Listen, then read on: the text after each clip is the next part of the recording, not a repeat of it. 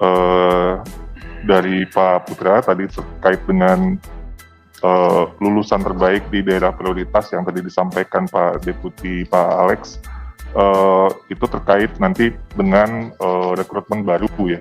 Jadi artinya itu nanti daerah-daerah 3T yang ada 117.000 tadi Pak Putra, itu kan sulit untuk kita dapat guru-guru yang pada ASN P3K ini. Nanti kita akan membuat skema guru-guru baru itu kita rekrut dengan kualitas yang betul-betul bagus, dan nanti mereka bisa ditempatkan di daerah terpencil tadi, tentunya dengan nanti ada ketentuan rotasi yang akan juga diberlakukan.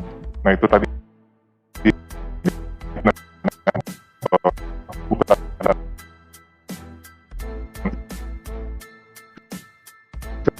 dibandingkan yang ASN P3K. Jadi kualitas kita jaga di situ, Pak.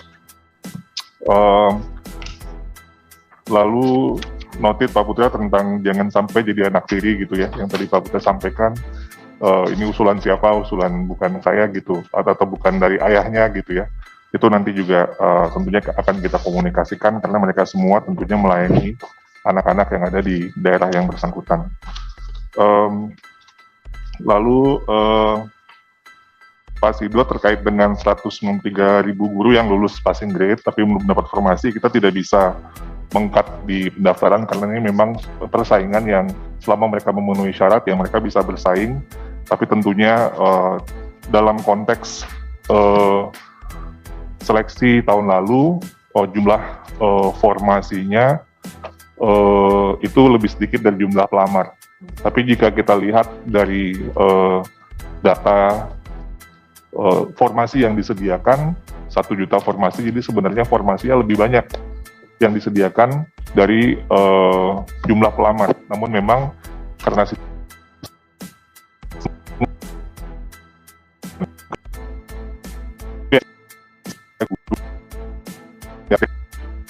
dapatkan formasi.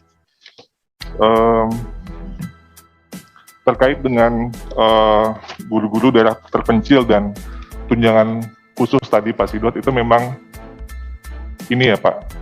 Pertama saya ingin menyampaikan bahwa di Kemendikbud kita tidak saja mengacu kepada indeks ketertinggalan di pemerintah, di Kementerian Desa, tapi juga kita memiliki indeks keterpencilan yang tentunya di sini lebih memperbesar kemungkinan daerah-daerah terpencil untuk mendapatkan tunjangan khusus.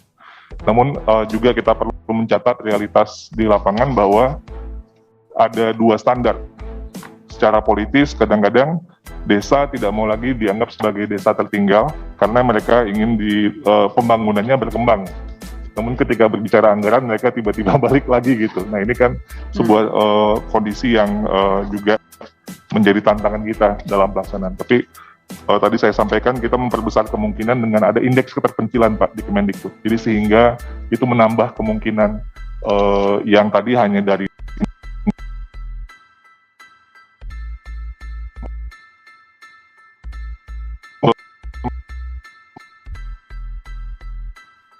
terkait dengan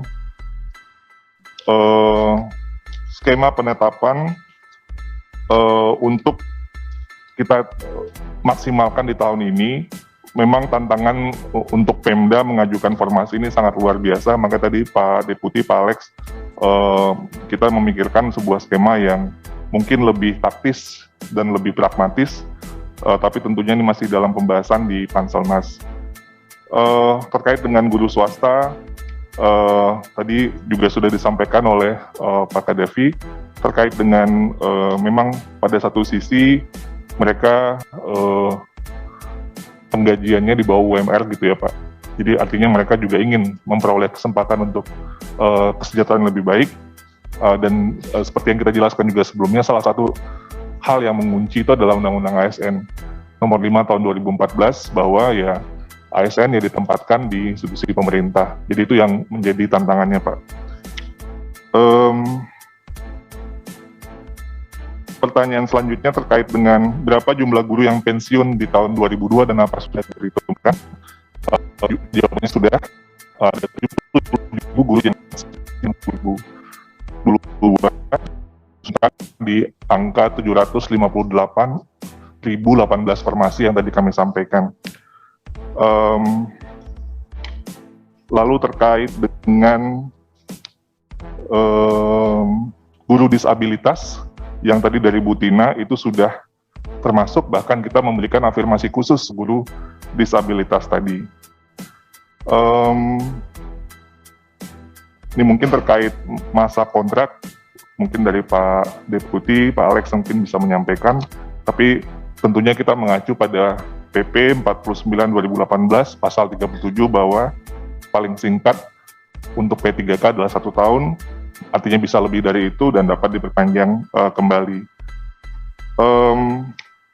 Tentang 170.000 lebih tadi ya, selisih antara sub dan demand. Ini memang sebuah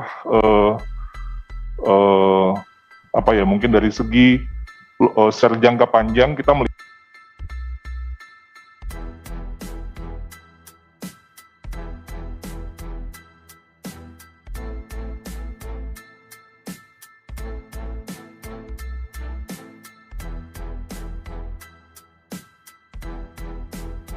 bagi Pemda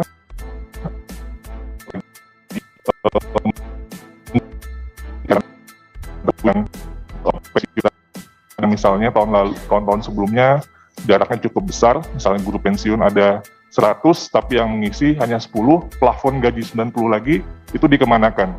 Dan jika itu terus berlangsung secara berkelanjutan, maka sebenarnya cukup besar anggaran yang tadinya untuk pembayaran guru ASN PNS, mungkin golongan pensiun itu golongan 4 ke atas yang lebih tinggi, itu sebenarnya bisa digunakan untuk guru-guru yang baru, yang plafon gajinya lebih rendah.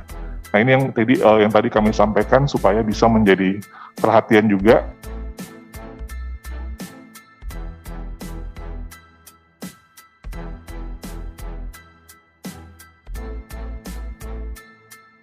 Akan semakin besar dari waktu ke waktu.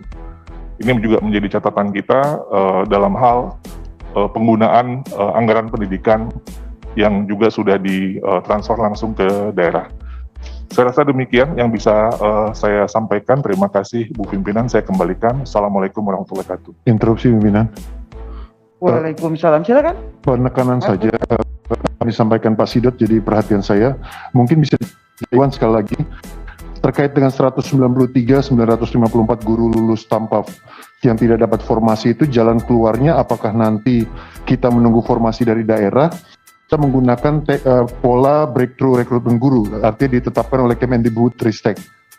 Yang kedua, 193.000 ini mereka itu sudah masuk dalam penggajian di 2022, yakni 12,22 triliun, atau mereka tidak masuk jika tidak dapat formasinya.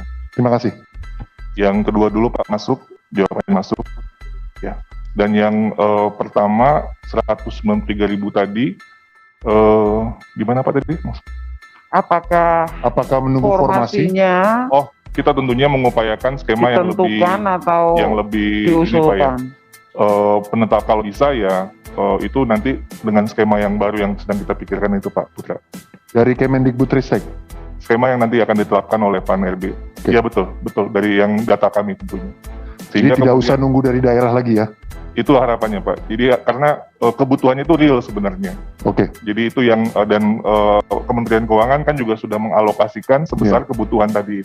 Kalau good news kayak gini harusnya Pak Iwan bicara tadi, sampaikan itu. Terima kasih.